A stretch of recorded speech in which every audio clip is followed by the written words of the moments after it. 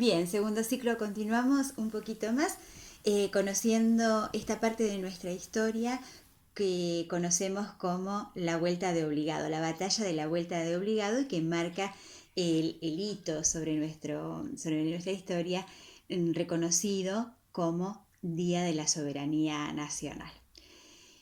20 de noviembre de 1845. ¿Sí?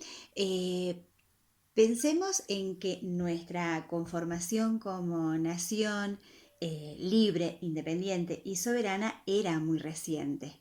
¿Sí? Nosotros hemos estado a lo largo de estos meses recorriendo un poquito los puntos de nuestra historia y sus fechas, ¿sí? 1810, 1816.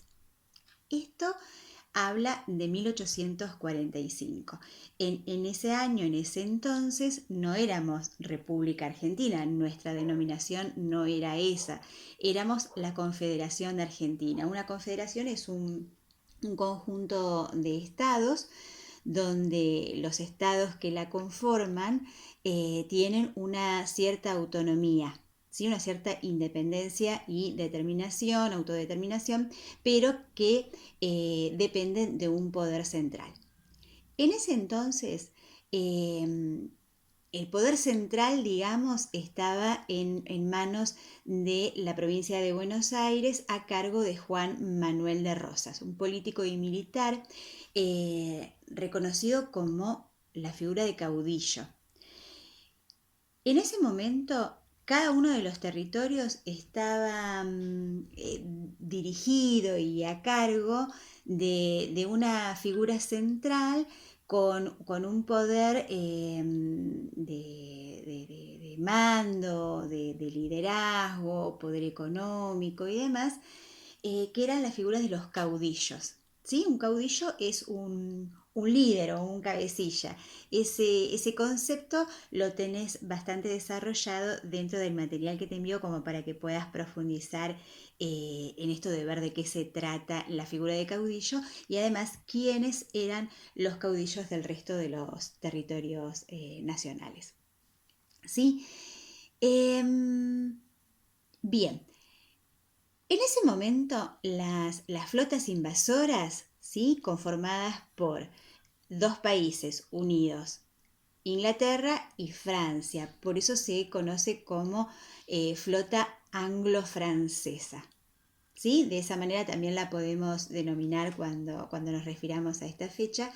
Querían tener su supremacía por sobre el comercio en nuestro territorio. Pensemos que en aquel entonces la comercialización de las distintas naciones se hacía a través del mar, a través de los océanos, en estos grandes buques. Y estos dos países querían o exigían, mejor dicho, a nuestro territorio nacional la libre navegación y ser ellos quienes entraran con sus naves, se llevaran los productos y comercializaran como si nosotros no tuviéramos incidencia por sobre la decisión de qué es lo que pasa en nuestro territorio, ¿sí? Que esto sería justamente también parte de lo que es el concepto de soberanía. La táctica que se implementó para la defensa de nuestro territorio naturalmente fue una táctica y una estrategia basada fundamentalmente en el amor propio, en el amor de nación, en la creatividad, en agudizar el ingenio como para enfrentarnos a fuerzas tan desiguales y tan poderosas como la francesa y la inglesa, que imagínate que no solamente tenían unas naves enormes y poderosas, sino que además el armamento era muy superior al escaso armamento que teníamos en nuestro territorio nacional. La, la estrategia de la batalla fue puesta a cargo, mejor dicho, de Lucio Mansilla. ¿Sí? También en el material te refiero un poquito acerca de quién fue Lucio Mansilla y cómo inició esta estrategia de defensa. En el río Paraná hay un recodo, un lugar que se llama la vuelta de Obligado, que bueno, es un recodo donde justamente se libró esta batalla porque en ese sector las orillas de ambos lados del río se achica la distancia, se acorta la distancia y allí la estrategia de Mansilla fue la siguiente. Él pensó que ante esta desigualdad de armamento y de poder, había que hacer una especie de vallado, un alto en el camino como para que las naves de ambos países invasores quedaran como detenidas. ¿Cuál fue la estrategia? Bueno, pedirle a todos los lugareños y pescadores y demás sus embarcaciones. Se juntaron varias embarcaciones, pequeños botes, pensá que era bastante rudimentaria la defensa, pero fue así. Se unieron esos botes, se pusieron de orilla a orilla, alineados uno al lado del otro, de orilla a orilla del río Paraná, y fueron atravesados, cruzados por pesadas y grandes cadenas. ¿Qué pasaba?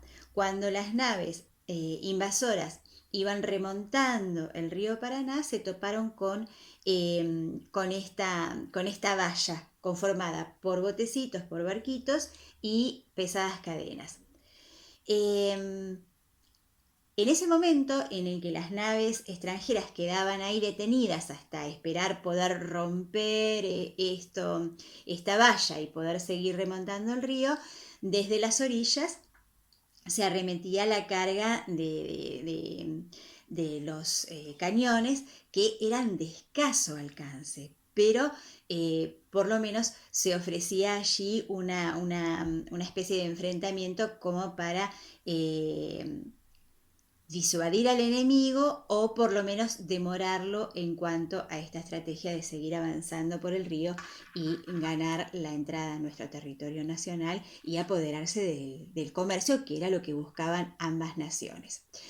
La batalla fue absolutamente desigual, como te das cuenta, porque las bajas en cuanto a la cantidad de hombres muertos por parte de nuestros ejércitos fue muy superior a la de ambos países extranjeros. ¿Sí? Ellos tuvieron muy pocas bajas, muy pocas pérdidas y, y el poder estuvo puesto justamente ahí, ¿no es cierto? Tenían un armamento y un poder tal que contra nuestra escasa defensa no podían hacer más que ganarnos la batalla, como fue lo que ocurrió. Esta batalla se perdió porque fue una batalla sumamente desigual. No pudimos ofrecer una gran defensa como para que siguieran remontando el río. Sin embargo, a pesar de la derrota, la táctica de defensa y el amor puesto ahí por defender lo nuestro y no dejar que los extranjeros se apoderaran de algo que es propio de cada una de las naciones. Todas las naciones hablamos de soberanía, ¿sí? No es propio solamente para el territorio nacional, sino que cada país defiende su soberanía nacional. Fue tal que a partir de eso no se permitió este comercio como querían estos dos países, sino que hubo que empezar a hablar de tratados internacionales de comercio. Y a partir de allí se estableció una estrategia de tratados que ponían pautas a cómo iban a comercializar el resto de las naciones mundiales con nuestra Confederación de Argentina, nuestro territorio nacional. ¿De acuerdo? Bien, en el material, en el material tenés algo más para ir conociendo los detalles en profundidad y quiénes fueron los partícipes de la batalla de la Vuelta de Obligado.